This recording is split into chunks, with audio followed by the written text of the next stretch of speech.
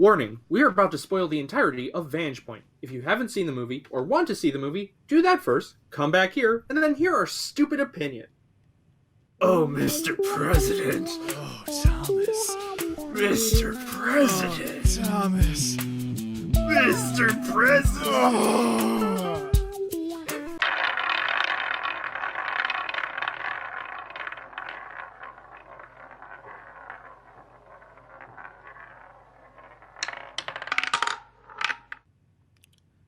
Hello, everybody, and welcome to Cinema Roulette. Today, excuse me.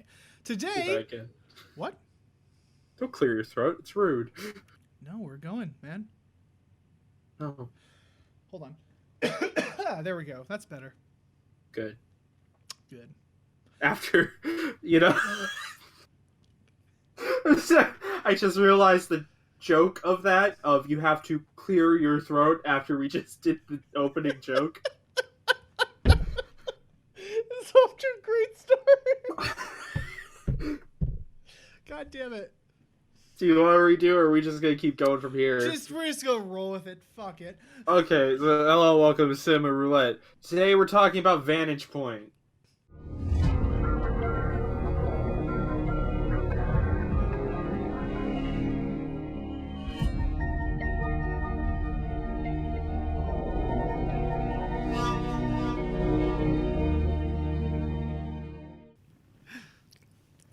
Vantage Point. Yes. This movie, this was a really interesting one to revisit, because I saw this in theaters over a decade ago when this came out. And this, the reason I put this on the wheels, like, I did remember liking it, but the more I thought about it is this was a mid to late 2000s action movie, and the reason that I was kind of like not looking forward to it or getting a little bit apprehensive is because this is the time when Jason Bourne was super popular. So we had this really dark period in that time where like everything was like shaky cam, and it was like all the color was desaturated, and basically just watch Transformers, and that's everything wrong with that era of action. Yeah, and it was like everything had to be gritty and realistic or something like that. But so I was not. That was interesting because and Jason Bourne. While I think the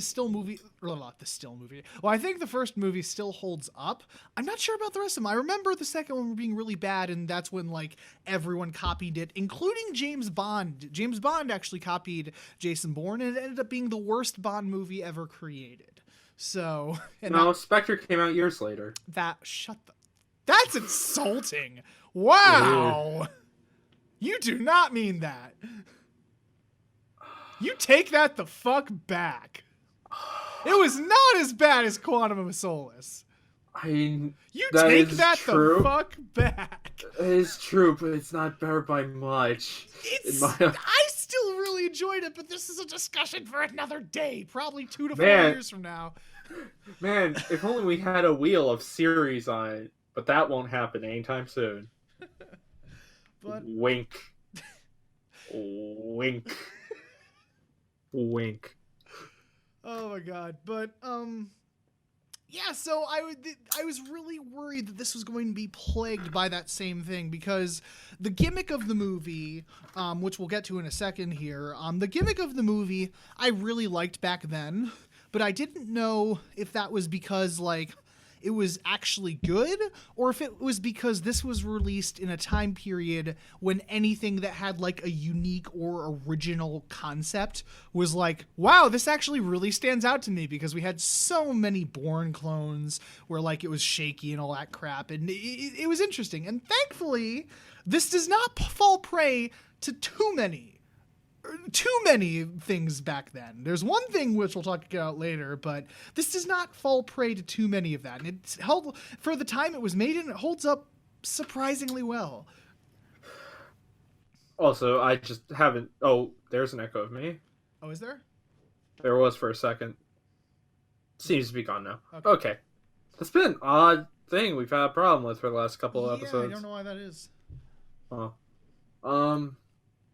I haven't seen this movie at all, so I went only knowing that it's got not the best reviews and was directed by the same person who directed Dread. So that gave us a bit of hope.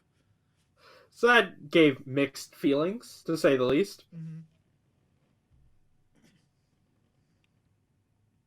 Is there anything else you want to add, or? Well, you just went quiet, so I didn't know if I got cut off. No, I was just gonna let you keep going. No, that's all I got. This is gonna be probably one of the Assault on Precinct 13, where it's gonna be pretty short because there's not much to talk about here. Especially the plot is basically the same plot played 3, 4, 5 times over. 4 or 5 times, one of that, yeah. Yeah. Yeah, this is it is a pretty by the numbers political thriller, because that's what this is, a political action film. Yeah. But yeah, do you want me to explain it, or do you want to explain it, or? I mean, it's not that hard. Either way, it's going to be short. Yeah, I can do it, I guess. Go on. Yeah. Basically, the president of the United States is coming to Spain to talk about the war on terror for some reason. I guess I don't know. Do they ever explain why? They're like what's been going on? They're like trying to unite the countries or something like that. Yeah, people are against it. Usual political stuff. President goes on stage, and then is shot, just shot dead, and then 2 bombs go off. And this is basically what you're going to keep seeing this scene played over and over again from different vantage points. See, it's clever. It's complicated humor. It's okay if you don't get it. Until the final point where we see everything come together and get our ending. Yeah. That's about it. That's basically it. And we see it from obviously the Vantage Point, the name of the movie. I know that's a terrible thing, but that's what the movie is. So we see it from. At least no one says he had a good vantage point. I am glad. I am so glad they didn't name drop it there, because that happened a lot too. Or I remember in I think it was the what's the agent's name? The what? The agents, Jack Ryan. In one of the Jack Ryan movies, I think it was Clear and Present Danger or something like that. He says something like, "Oh, there's a clear and present danger to the United States." I'm just like, fuck you. Shut up. But yeah, like I said, that's the whole gimmick of this movie, and I actually really liked the opening scene. It was actually really intense you just saw it from the news station's point of view. Yeah, you start from the news station, then you get the bodyguard. Yeah, I was trying to think of a word for it, jaded wasn't the right word. Yeah, well, he has he's a bodyguard suffering from PTSD, because we find out fairly early on that he saved the president once before he took a bullet for him and survived, and now he has PTSD from it. He has PTSD because his lover almost died. We'll get to that later. Yeah. But yeah, we see it from him. We see it from the Secret Service. And I think after that, it's Iraq. What do we say? It was Spanish Martin Riggs. I don't know if... Yeah, I think he's supposed to be from Spain. Yeah, so I don't know if he's Spanish or Iraqi, because I don't know. I know this is very uncultured American of us, but couldn't quite pick up the language. Apologies. I couldn't quite pick up the language we're speaking. I'm assuming it was Spanish. I'm assuming it would be Spanish then. Yeah, but it didn't sound Spanish. Like when the girl and the mom. Because Spain and Mexico have different forms of Spanish. When the girl and the mom were talking, they were it was straight up Spanish, because she was "Oh, mamá, por favor," which is when she wanted more ice cream. So I feel like we're digging ourselves a hole right now. Well, no, I'm just saying it's either that or Iraqi, because the terrorists are clearly supposed to be of Middle Eastern descent. So. Well, yeah, because it's the war on terror. Yeah. So, but yeah, and then after that, we see it from, I think, the one guy who wants his brother. The guy on the camera. No, yeah, it's the camera. After that, it's the camera guy, and then after that, I think it's the terrorist. The president. Yeah. After that's the president. And then it's the terrorists, and then they wind it. So 6 times. 6 times, okay. But yeah, that was the thing. So, and then they get the final thing. But yeah, it was. I'm trying to think of where to go from here. I had something. Segues are fun. Yeah, they are. But yeah, that's the thing. The thing is, if I. At least all the characters were memorable. You knew who they were at any given time. I mean, yeah, but besides Thomas, I don't know anyone's name. No, that's what I was going to say, but I was like, yeah, because like the characters, again, they stand out. You know who everyone is. You can see like they have distinct personalities and looks, but the names are not well done. It's like which was again, I think, par of the course for action movies. And also, kind of for this plot, it doesn't matter it really doesn't. Who's named what. Yeah, because they do focus more on like the conspiracy, if you want to call it that. So, but yeah, basically, the president's assassinated, and they have to find out who did it and why they did it, and that's the plot. So, well, it's not even why they did. It's more because war. Huh. Yeah. What is it good for? Capitalism. Absolutely nothing. Say it again. But yeah, that's basically the plot. Yeah, it's like you uncover like the whole conspiracy and behind it, and everything unravels, as silly as some of those plot points are. What should we talk about next?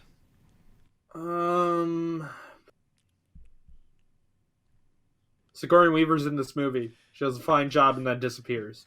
Yeah, she really does disappear towards the end, doesn't she? But yeah, that's the thing. Like, they got a pretty big list of actors. They have Sigourney Weaver, Dennis Quaid, Forrest Whitaker. Yeah, Forrest Whitaker. That's his fucking name. I forget the name. I think the president's like the black guy. Yeah, but I think the president's not his bodyguard, but the president's like advisor or whatever, the bearded guy. I think that was F. Murray Abraham, but I'm not sure. I'm gonna look that up. What about the one Secret Service guy who? Oh, what did we say he looked like? Oh, he looked like Ryan Reynolds mixed with Jim Carrey. Yeah, which he really does. Yeah, he has like Ryan Reynolds' jawline and nose, and then everything else is Jim Carrey. He has like if Jim Carrey had like the shorter hairstyle in Dumb and Dumber, like he has like the eyes and the eyebrows of Jim Carrey. It's really weird. I don't know if the guy would take offense to that or not. Yeah. Let me see. Okay, it had William Hurt was the president. Don't know how I missed that one, because I knew William Hurt was in this movie, but I didn't know who he played. But so he was the president. So yeah, they got Mr. President.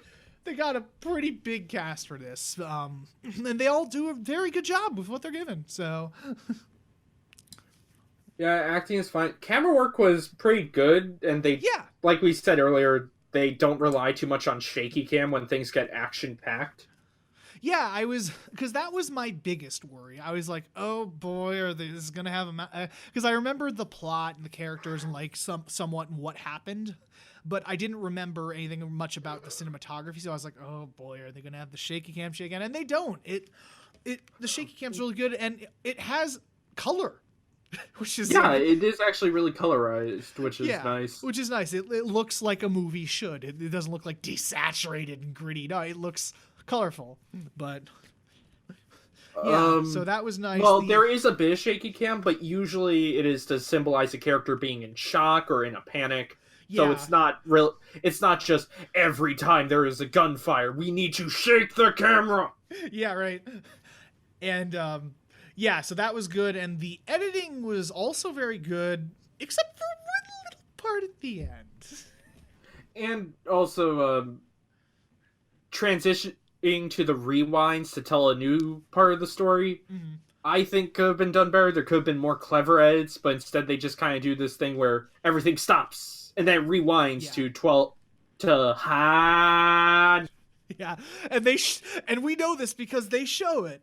Every single time they rewind. 11:59. We get it, guys. Guys, we get it. It's new. Guys, we get it. 24 was very popular at this time.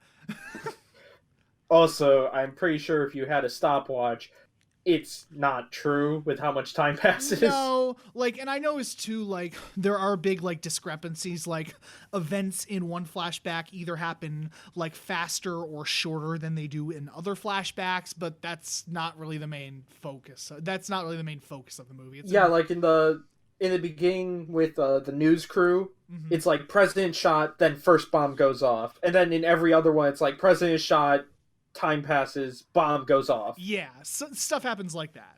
So, and like the second bomb in the actual arena goes off either faster or slower depending on the flashback. So, but again, it's enjoyable enough that you don't really focus on it too much. Like you notice it, it's there, you make fun of it, but it's not really like. Plus, if that's really what you're making fun of, you're not watching this movie. Yeah.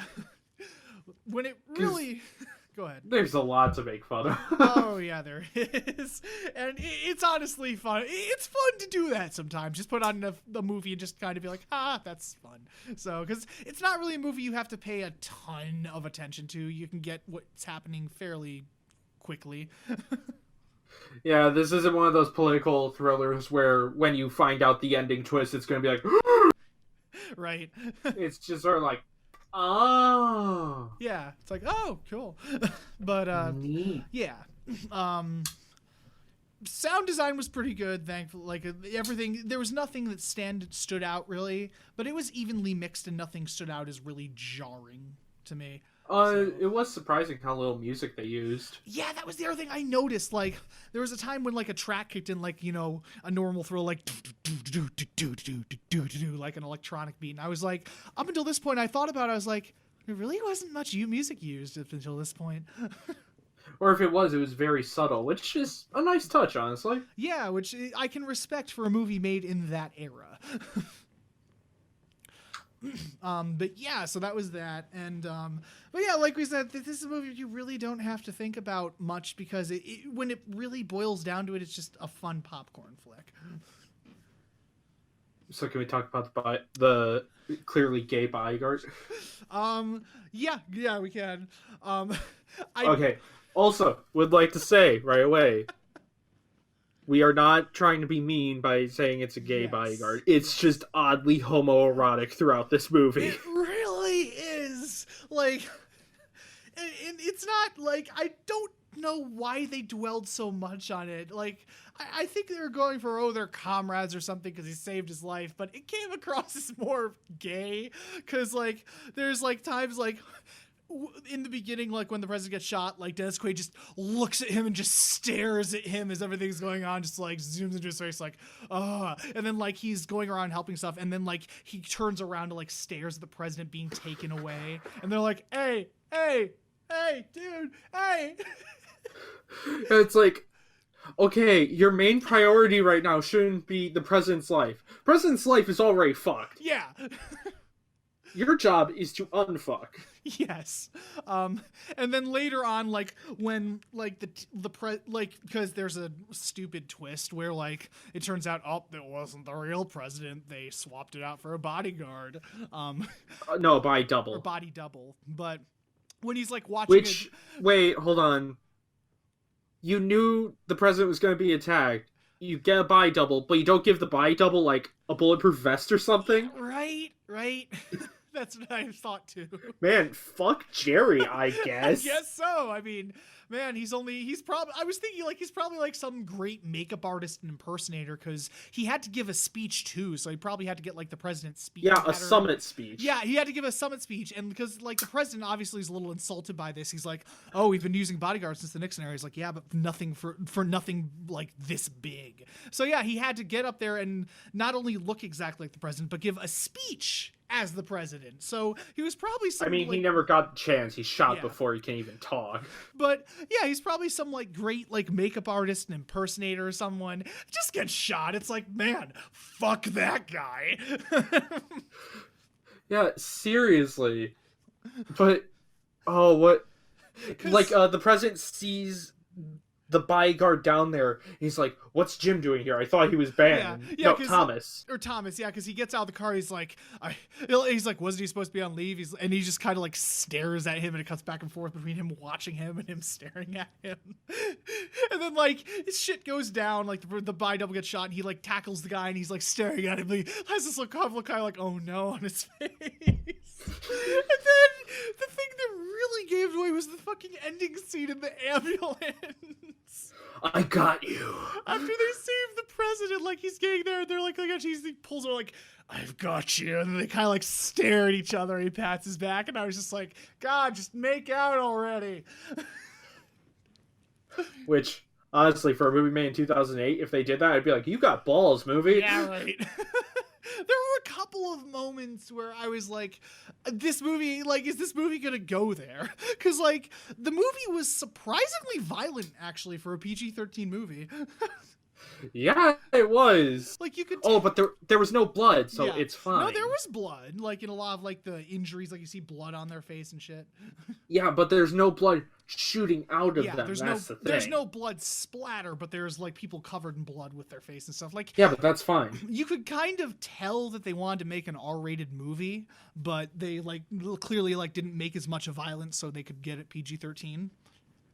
Yeah, because if they went hard R, that dude's head would have been crushed by the concrete barrier. Yeah, but yeah, so yeah, so that was a nice surprise. But there was a moment at the end where like the terrorists steal an ambulance, and the little girl gets in the way, and like the ambulance is going wee, wee, like going around. She's just standing there looking out like oh, and I was like, oh my god, are they going to kill a child?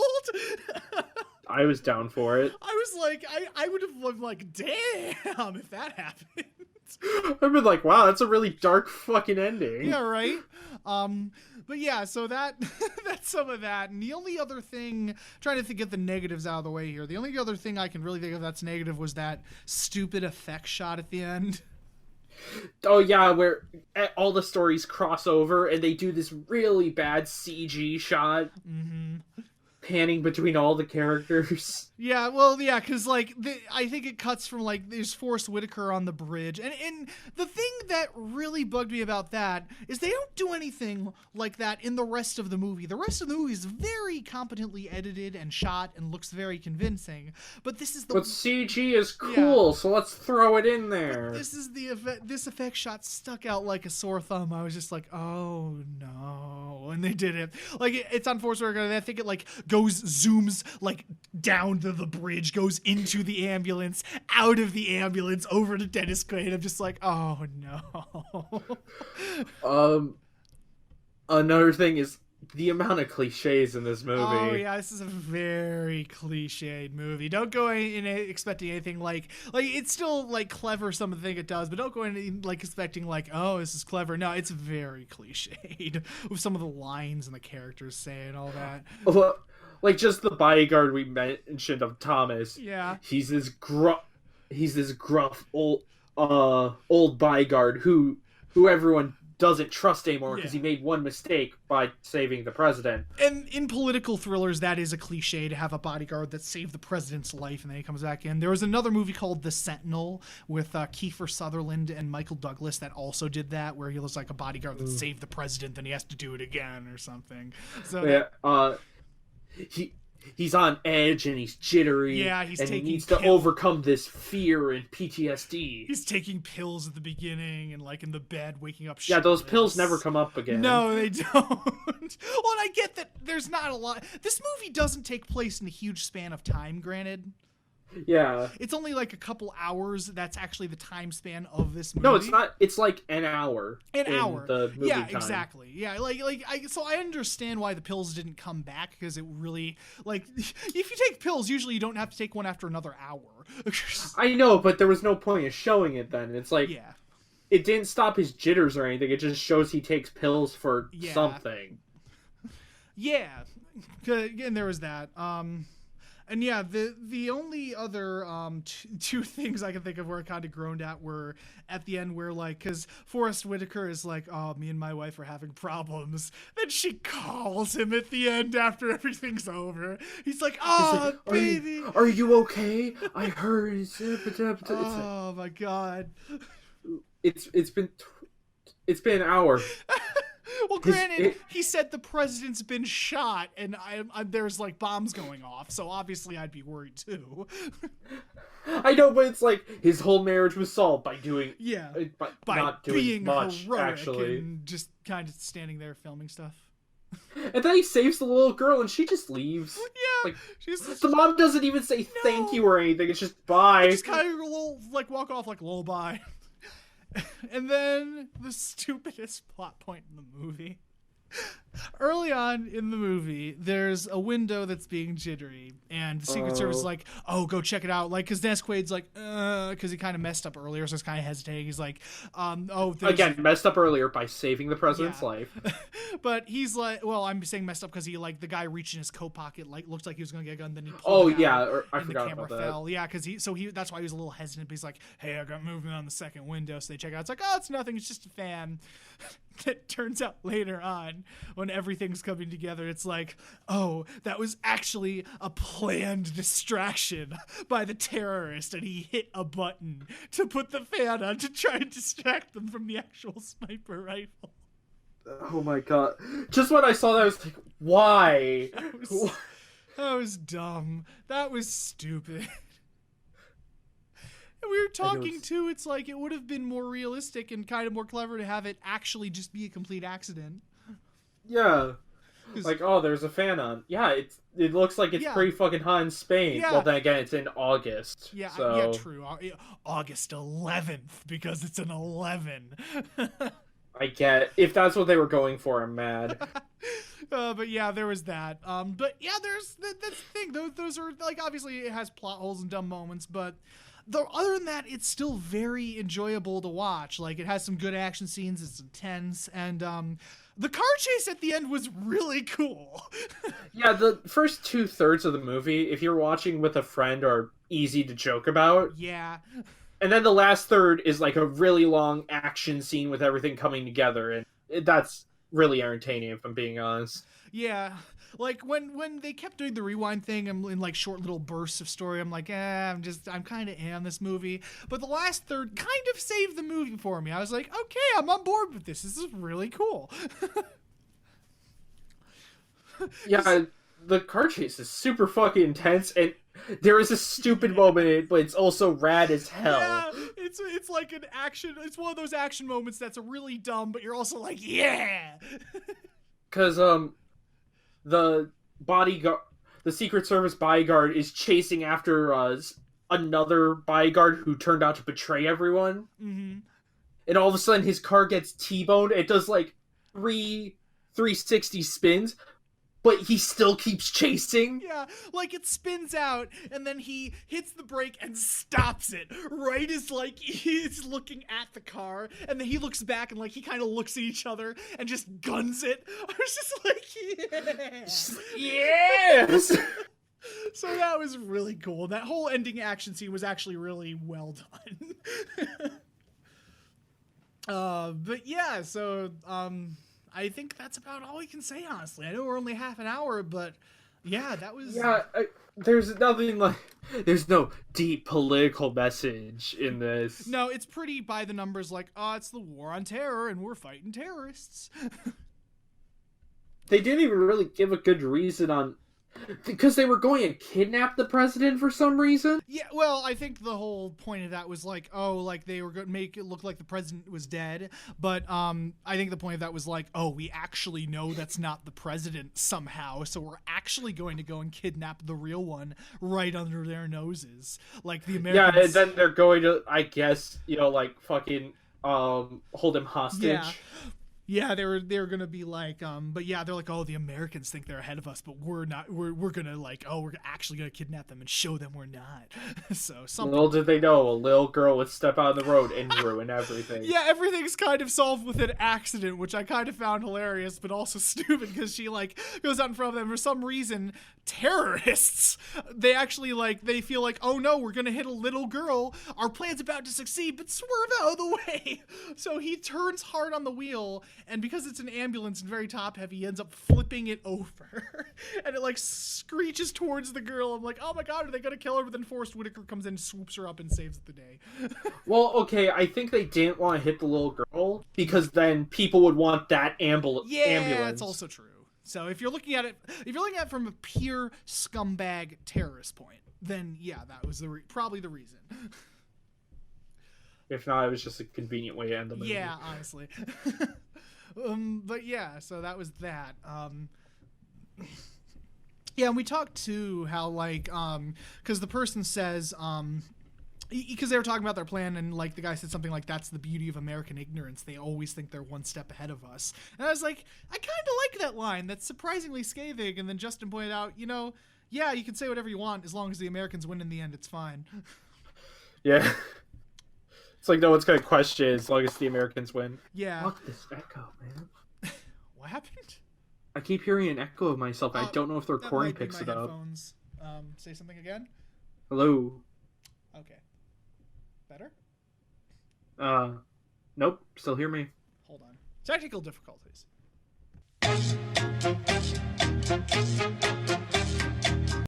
And we're back. But yeah, that was Vantage Point, and it's don't go if you want to watch this movie. Don't go in expecting anything like high art or something. This is just a dumb action popcorn summer popcorn flick, because I believe it was released during the summer actually. So yeah.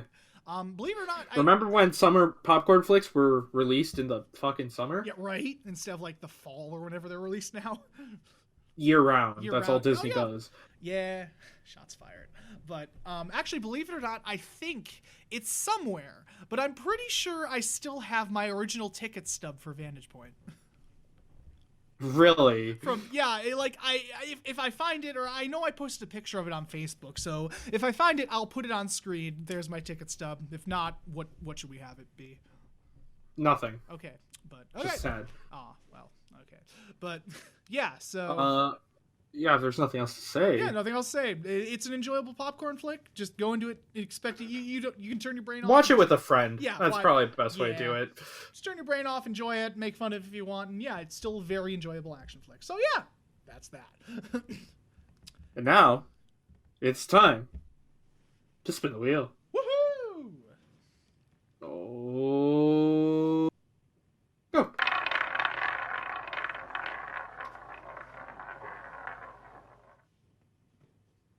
Hey, Cameron. Don't tell me! Cameron. Don't tell me!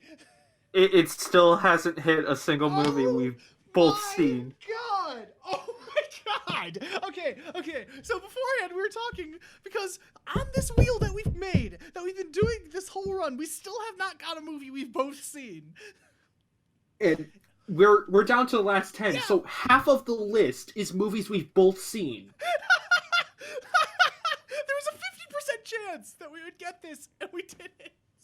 Okay, so next movie is Gone Girl. Ooh, yes! That's gonna be a hard shift. Yeah, it's a bit of a hard tonal shift, because you said it is a pretty serious movie, right? It's David Fincher. Yeah, okay. Well, I didn't know if it was Fight Club David Fincher or Girl with the Dragon Tattoo David Fincher. So. Middle ground of that. Okay. Maybe a little more towards Girl with Dragon Tattoo. Okay. But yeah, that's the next movie. God damn it. Oh, that's hilarious. The one category we still haven't hit. Oh my god. Alright, see you next time, folks. I'll see you next time.